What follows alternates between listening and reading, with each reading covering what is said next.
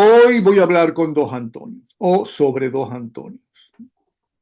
Uno en el exilio, que es Antonio Guevara, y el otro acaba de ser condenado en los Estados Unidos a 21 años de prisión, que es Cliver Antonio Alcalá. Sobre este último, Antonio Guevara, en esa excelente pluma que él tiene, acaba de dedicar su columna. Y quisiera conocer la reflexión del coronel Antonio Guevara sobre la situación del mayor general Cliver Antonio Alcalá y, si quiere, sobre la situación general de lo que queda de la Fuerza Armada venezolana. Bienvenido, te escuchamos, Antonio. Muchas gracias por la invitación, Napoleón. Un saludo para tu audiencia. Bueno, sí, el penúltimo texto que yo saqué, que se llama El Gamín Cliver, es un texto originado a raíz de la sentencia condenatoria que le acaban de aplicar, informar al mayor general Cliver Alcalá. Y lo titulé Cliver Antonio. Cliver. Bueno, sí, el tocayo, es tocayo, somos tocayo. El título de Gamín es emblemático, ¿no? Esa es una palabra que yo secuestré en el término exacto de la expresión de una novela de la escritora colombiana Laura Restrepo, una novela que se llama Dulce Compañía. Allí ella hace un retrato de una periodista que empieza a visitar los barrios de las principales ciudades colombianas, los barrios en Colombia, los barrios en Ecuador, los barrios en Bolivia, los barrios en Venezuela, los barrios en Santiago de Chile, en Argentina, siempre han sido asientos de pobreza. Eso es característico en Latinoamérica y pareciera que a nivel mundial también. Entonces, esa palabra, ella, a mí me asaltó, me sorprendió y me conectó, y porque está asociada exactamente con las bandas juveniles que se incubaban como derivación de la pobreza en esos barrios. Esa palabra, posteriormente, se resaltó mucho más aún con una película. Esa obra de Laura Restrepo fue del año 95. Lo contextual en el año 95 es que Colombia, que es donde está ambientada la novela, Colombia estaba saliendo de la violencia de los carteles de la droga, del enfrentamiento entre el cartel de Medellín junto con el cartel de Cali contra el Estado colombiano. Y Cliver Esos Alcalá niños, ese año tenía 34 años. No era ningún gamín, pero sigue. ¿quién? Tú. No, Cliver Alcalá nació en el 61. Ajá. Exacto, pero es que ahí viene exactamente el tema. Eh, Esos gamines, que es el equivalente a los chamos venezolanos, eran los que reclutaban los carteles de la droga para ejecutar asesinatos por encargo. Es lo que se llama alquiler de los gatillos, alquiler de las armas. De allí viene la palabra sicario, ¿verdad? Eh, ¿Qué es lo que ocurre con estos muchachos? Estos muchachos tenían un lema que decían vivir poco, pero vivir bien. ¿Por qué? Porque el reclutamiento estaba en un nivel etario entre 12 años y 17 años, sin haber cumplido la mayoría de edad, precisamente para evadir la responsabilidad penal posterior. Ahora, esos gamines tenían poca vida porque al final también los capós de la droga que los contrataban hacían otro contrato adicional para eliminarlos. Por eso es que ellos acumulaban riqueza por cada muerte que le encargaban y vivían poco porque sabían que estaban destinados a que los iban a matar al final. Esa es la tragedia de alquilar el gatillo, de alquilarse ellos para matar. ¿Cuál es la asociación con el Gamín Cliver? En la época precisamente de eso, los participantes mayoritarios en el golpe de Estado del 4 de febrero, que es originario del ejército, están montados sobre 11 promociones del ejército. 11 promociones, desde el año 1980 hasta el año 1991. Estamos hablando de una cantidad exacta de 1.200 subtenientes que se graduaron reclutados políticamente, inducidos y adoctrinados por el entonces teniente y luego capitán Hugo Chávez Frías en la Academia Militar de Venezuela. Entre esos gamines, entre esos chavos, está el mayor general, el entonces cadete, actualmente mayor general, Cliver Antonio Alcalá Cordones. Pero además, como Cliver, que eran de esa promoción, están todos los integrantes de la nomenclatura roja rojita que en este momento sirven de soporte al régimen de la Revolución Bolivariana. El equivalente de eso, ahí está Hugo Carvajal, el teniente Andrade, la enfermera que atendió a Hugo Chávez, todos sindicados y procesados por corrupción y por narcotráfico. De ese grupo que ha hecho una cola frente a la justicia norteamericana, hay otros que están en lista de espera, que están en actividad y que forman parte integral, fundamental de la nomenclatura de la Revolución Bolivariana en este momento. Son los muchachos de Chávez. Son gente que le alquiló las armas de la República, le alquiló los gatillos al servicio de la Revolución Bolivariana. ¿Para asesinar a quién? Para asesinar la democracia, la paz, la libertad, la independencia, la soberanía, la Constitución Nacional y el Estado de Derecho, pero además el futuro de nuestros hijos y nietos. Entonces, lo que quiero decir con esto, con este texto, es que lo que está ocurriendo en este momento con esa sentencia, 20 años, estamos hablando de que va a durar el resto de sus vidas, de sus días dentro de una cárcel federal norteamericana. Casi Pero 21. eso es un mensaje muy claro para los que están haciendo cola, porque hay gente que está haciendo cola allí exactamente cuando se termine la revolución, que en algún momento se va a terminar.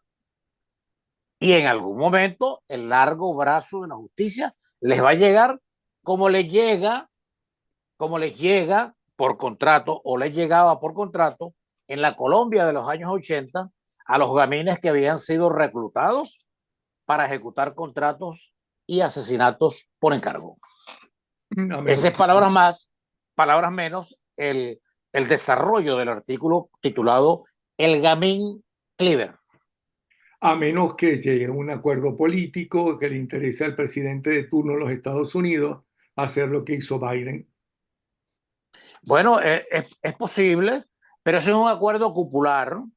Antes de llegar a ese acuerdo, probablemente algunos van a purgar muchas canas allá en Estados Unidos. Porque pensar que en Venezuela vayan, vayan a ser sujetos de subirse a un estrado de la justicia venezolana para cumplir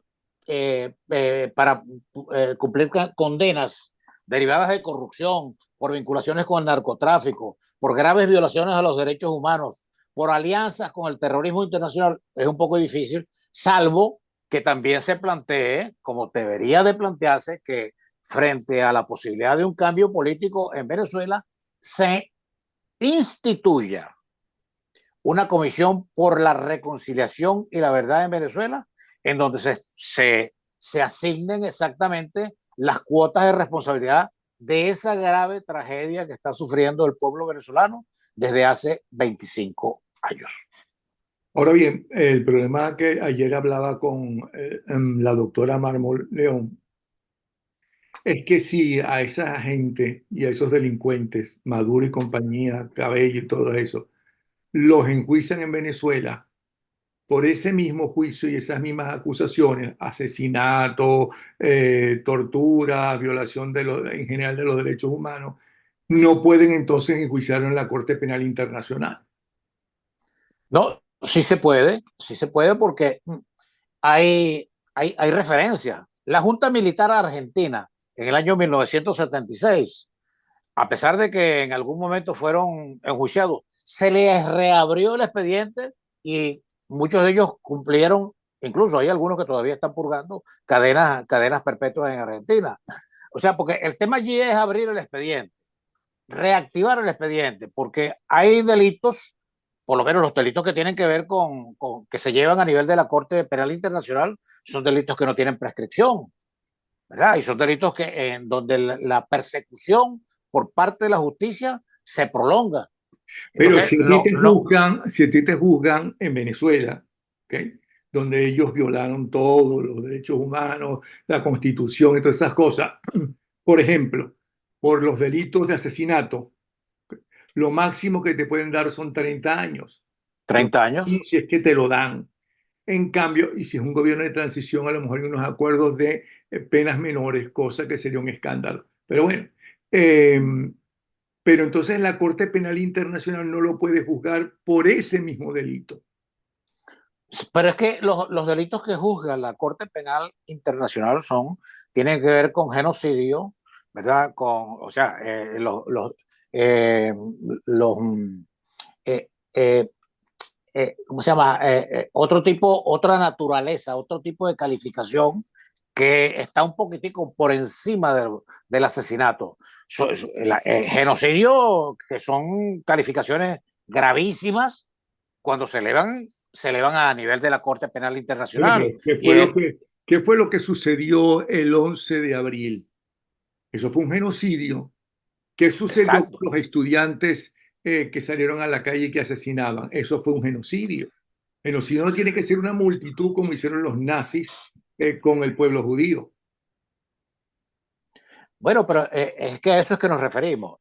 O sea, mejor dicho, para no decir, ninguno de los integrantes de la nomenclatura roja rojita en Venezuela está, está subjúdice. Ninguno está siendo juzgado en el país. Ninguno.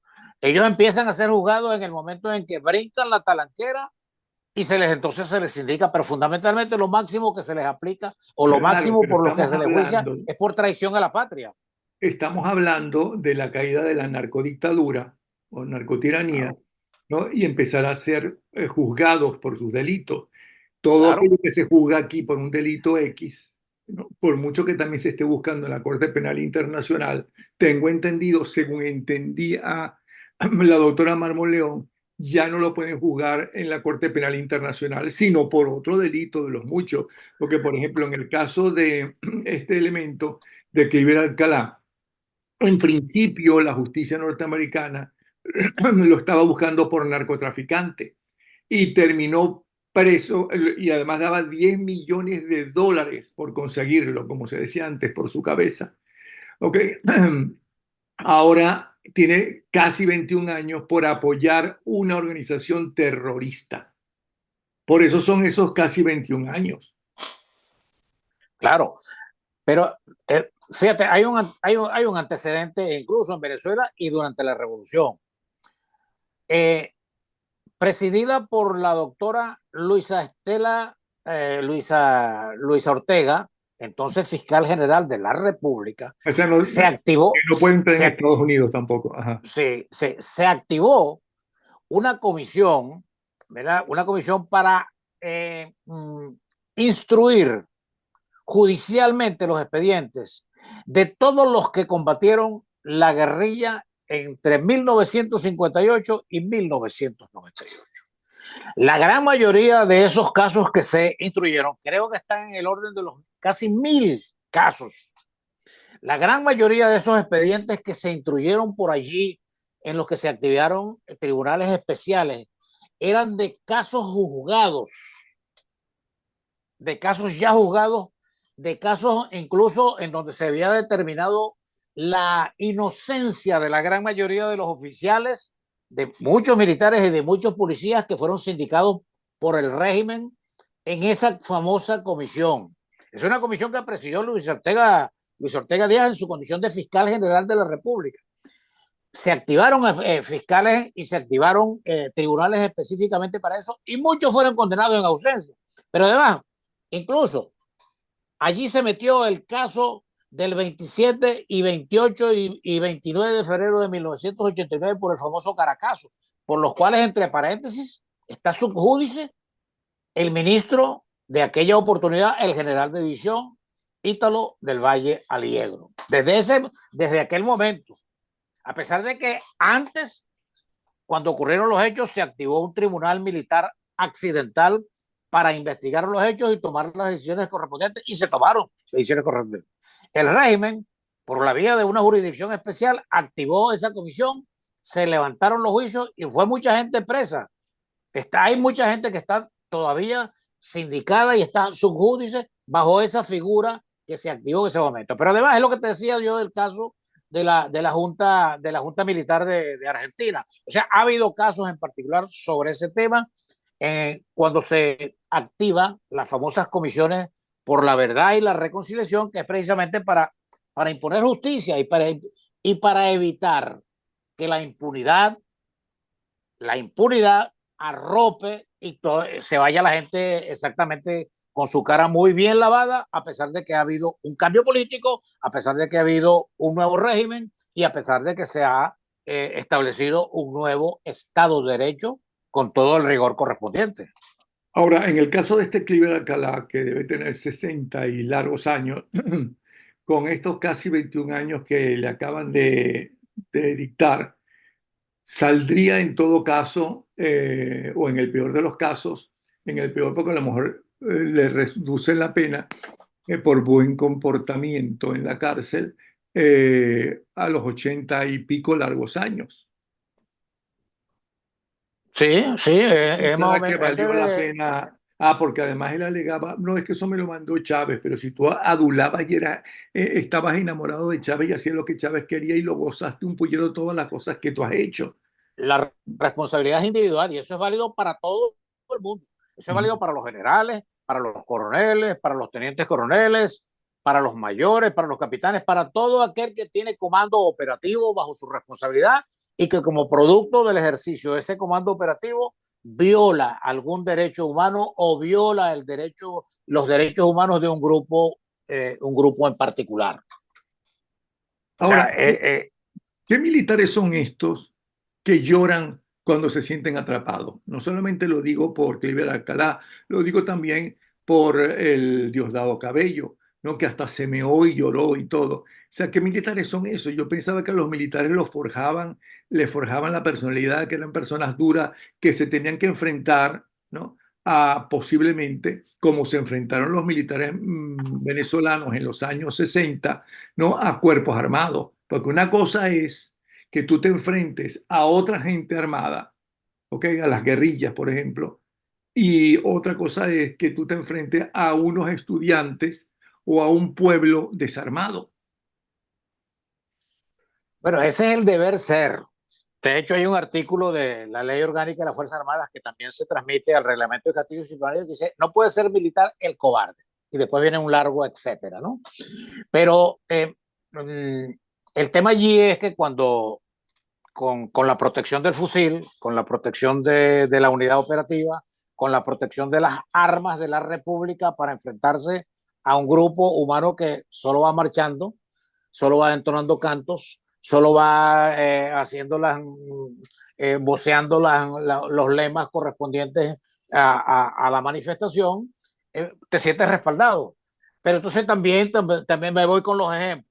Los gatilleros que alquilaba Pablo Escobar, cuando los agarraba la fuerza pública, lloraban como lloró Cliver Alcalá, como lloró Hugo Chávez el 11 de abril del 2002 frente al grupo de generales y almirantes que lo emplazó públicamente, no, allí en privado, para que asumiera la responsabilidad por todo lo que había ocurrido la tarde anterior. Pero además, Bueno, como, o como como o la diarrea que le dio, ¿no? En la horchila que pidió una de esas vitaminas contra la diarrea, o como se llame sí, esa sí, vitamina. Y eso está grabado, por cierto. No sí, hay sí, que todo es eso es mentira. historia. Ajá. Todo eso es historia. Entonces, claro, cuando a un gamín de estos, ¿verdad? reclutado e inducido, capacitado ideológica y políticamente para servir no a la gente, no al juramento que con el que se obligó en el día correspondiente para defender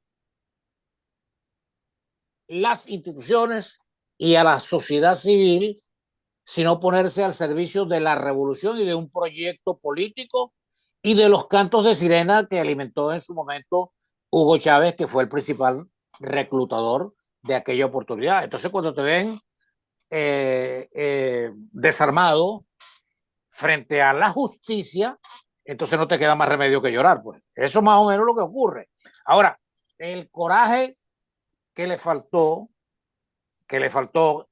o que asumió directamente para reprimir, para asesinar, para herir, para detener, para hostigar, para perseguir, es el coraje que debe en este momento precisamente asumirlo con la convicción de que lo que estaba haciendo lo estaba diciendo porque creía en ese proyecto político.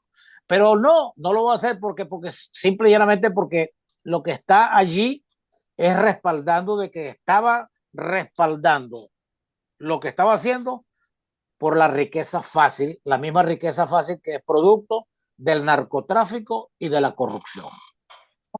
Y tú escribes en este artículo, entre otras cosas, con la detención, extradición y condena a 21 años de cárcel desde un tribunal norteamericano, el gamín Cleaver sella sus días de matón revolucionario en una cárcel federal y abrocha sus servicios de pistolero rojo rojito a la orden, resignado a consumir sus últimos días detrás de los barrotes de un calabozo en el imperio que combatía con el grito de patria, socialismo o muerte.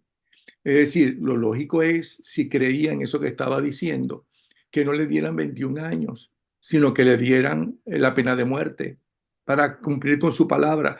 No, patria, socialismo y muerte, no tenía ya patria, porque Bueno, bajo ya no Estados tenía Unidos patria, no ya no había tenía socialismo, socialismo, ¿no? ese O era sea el que rédito que le quedaba. lógico, o sea, yo no sé Sí, por qué no cumplen con su palabra. Es decir, el propio Maduro debería hacer eso también, porque en Venezuela no hay ningún socialismo. Lo Venezuela es una banda de delincuentes lo que hay. Paste a socialismo o muerte, es decir, que no cumplen con su palabra. sí, es que en todo caso, por la parte que corresponde a la Fuerza Armada, lo que se está evidenciando con esto que acaba de ocurrir es que la mayoría de los integrantes de la Fuerza Armada que están radicalizados y que están arropados con el régimen para gobernar y para sostenerlo en la permanencia en el poder, es que han puesto las armas de la República, las han alquilado al servicio de la revolución con los dineros y ese costo está saliendo de los dineros del narcotráfico y de los dineros de la corrupción y de los dineros de la alianza con el terrorismo internacional a costa de un proyecto político que en el tiempo se está evidenciando que no tiene ningún tipo de rendimiento ni beneficio para el pueblo venezolano. Para Cliver atrás se quedan sus días de gloria y poder, pocos, pero bien, en los que tiroteaba retórica y literalmente desde la arrogancia de los soles y el respaldo de los fusiles, a los escuálidos, a los lacayos y a los cachorros del imperio, a los apátridas, a los disociados y otras lindezas calificativas con las que se segregaba y discriminaba a los compatriotas que lo adversaban políticamente bajo los dictados de su jefe, de su capo. ¿Sí?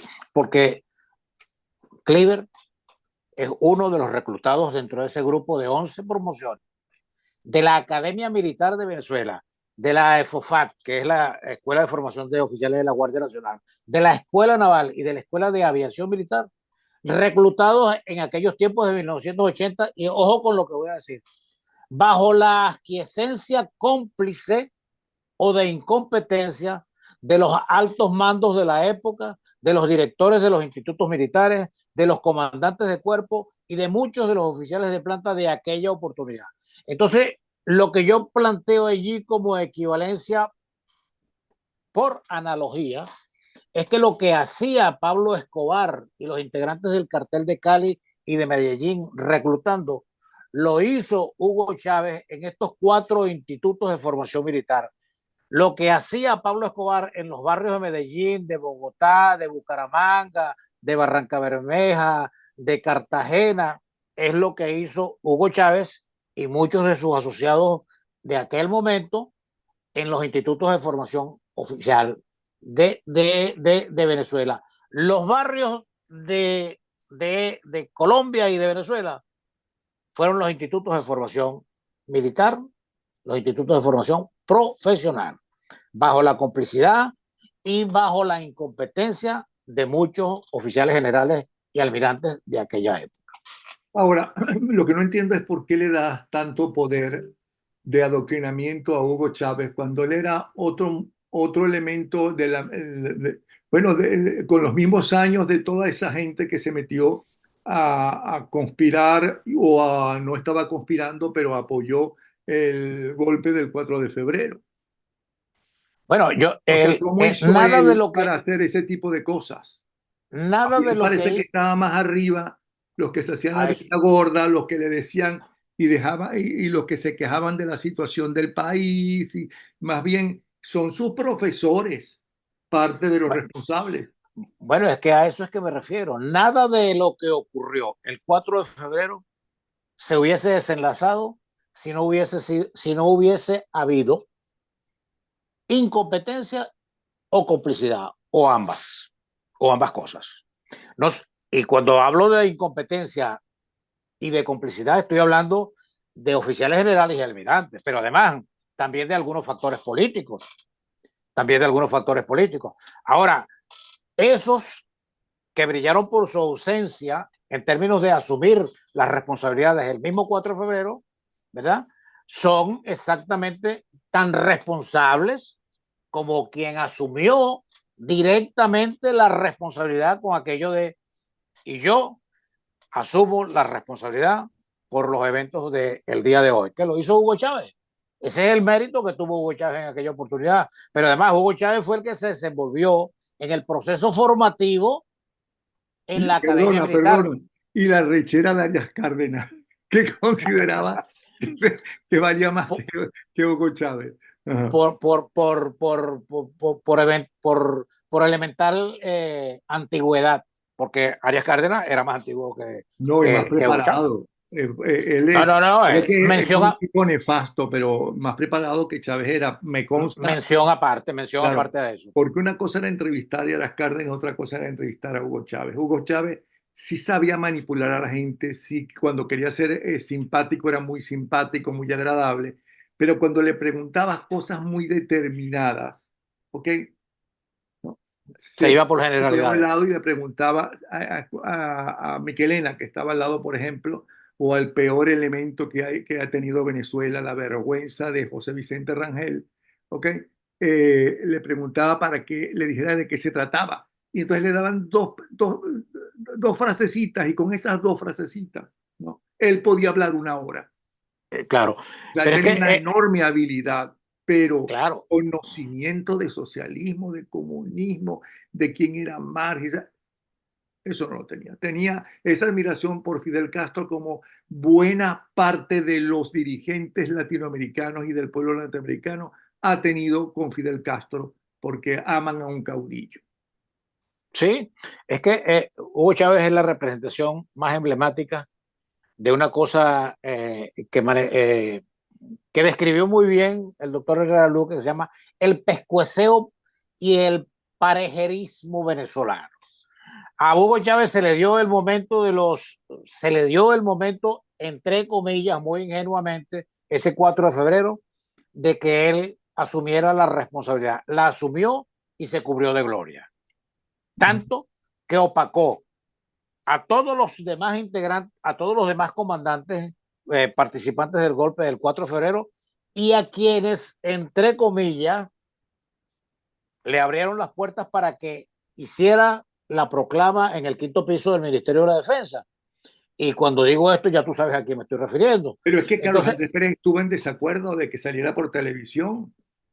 bueno, pero el ministro de la Defensa de ese momento, que es una lanza en un cuarto oscuro desde el punto de vista político, se aprovechó de esa circunstancia, quién sabe con qué fines y con qué intenciones que no se le dieron en el tiempo, que no se le dieron en el tiempo, pero que fue precisamente uno de los principales facilitadores con un personaje que tiene y que tuvo muy poca figuración a nivel de la opinión pública, que se llama el general de brigada Ramón Guillermo Santeluis Ruiz.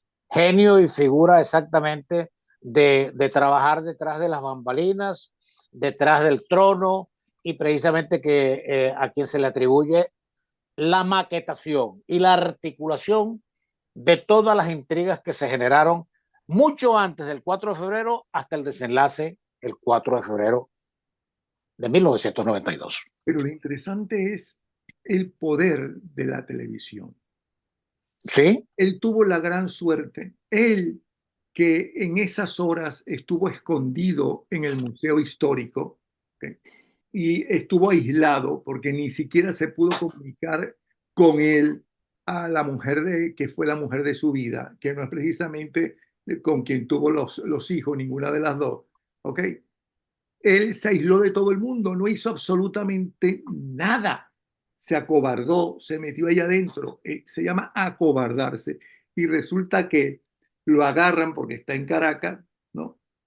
Sin un solo tiro, se entrega como se entregó el 11, en la madrugada del 11 para el 12, ¿ok?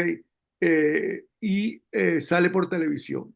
Y atrás le soplan, di por ahora, porque ni siquiera la frase es de él, pero entonces se convierte en el gran líder, en el Robin Hood de la sociedad venezolana. La magia de la televisión, la magia de los medios. Mm. 32 segundos que habló fueron suficientes exactamente para partir la historia de Venezuela en dos, antes del 4 de febrero y después del 4 de febrero, como en efecto se está demostrando. Claro, y además porque fue un gran trabajador, porque lo que quería era, hizo lo que solamente lo había hecho antes Rómulo Betancourt cuando regresó a Venezuela, que no lo quería la gente joven de Acción Democrática, ¿ok? Como presidente de nuevo. Entonces fue de puerta en puerta por todo el país a decir, yo estoy aquí, yo pienso esto y hay que hacer esto. Y lo mismo hizo Chávez Frías, Sí, igualito, de sí, puerta sí en puerta. fue un trabajo de, eso hay que reconocerlo, que fue un trabajo de hormiguita, un trabajo de tocar, de recorrer el país, de reconstruir, de construir una campaña electoral con pocos recursos y que después eso se volvió una inmensa bola de nieve, es verdad, un alud bien significativo que pasó de un 4% de simpatía electoral hasta, pero claro, también hay que poner Hasta el 70% llegó a tener. sí, setenta claro, por ciento que cuando tú sumas esas simpatías con los errores que se cometieron ya a última hora porque la derrota era inevitable, bueno, se le abrieron las puertas precisamente. Pues el 6 de diciembre de 1998 ya era un mandado hecho por lo que hizo, porque fue un trabajo que hizo Chávez y todos los que se le incorporaron posteriormente, pero también como consecuencia de los errores catastróficos desde el punto de vista de la campaña electoral que cometió la oposición en aquella oportunidad. Pues. Y que sigue cometiendo. Y que sigue cometiendo. Bueno, se nos acabó el tiempo, nos quedan solamente 2 minutos. ¿Quieres decir algo adicional? Bueno, tú mencionaste algo relacionado eh, con, con el otro texto que yo puse en circulación, que tiene A que ver ver, que Tarek, básicamente con la detención de Tarek El Aissami.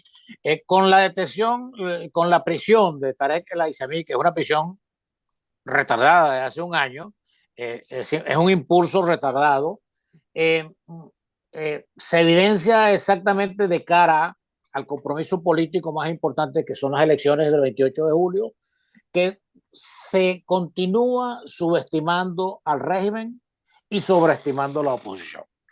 La oportunidad de lograr un cambio político el 28 de julio se logra sí y solo sí hay unidad. Si no hay unidad, desafortunadamente, con lo que está haciendo el régimen con esto, porque esto que acaba de ser no es un mensaje para mí y para ti, es para precisamente la masa revolucionaria dispersa, ¿verdad?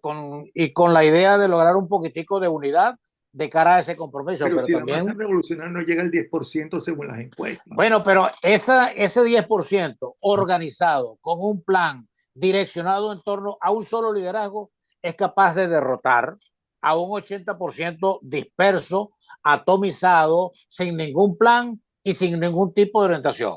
Eso puede ocurrir, como en efecto ha ocurrido en los otros compromisos políticos electorales que se ha tenido contra el régimen. Si no hay unidad, no hay victoria. Sin las tetas de la unidad, no hay paraíso electoral el 28 de julio. Eso es así. Sin tetas no hay paraíso, como que está Así viendo es, telenovelas colombianas de paso. de colombiana. Bueno, coronel Antonio María Guevara, analista de seguridad y defensa, coordinador de la Fundación Dos Pañuelos. Lo pueden seguir a través de @Antonio Guevara, y tienen la indicación. Y gracias, Antonio, sí, por hablarnos del otro Antonio. Ok, Gracias a ti, Napoleón. Gracias a ti. hasta luego.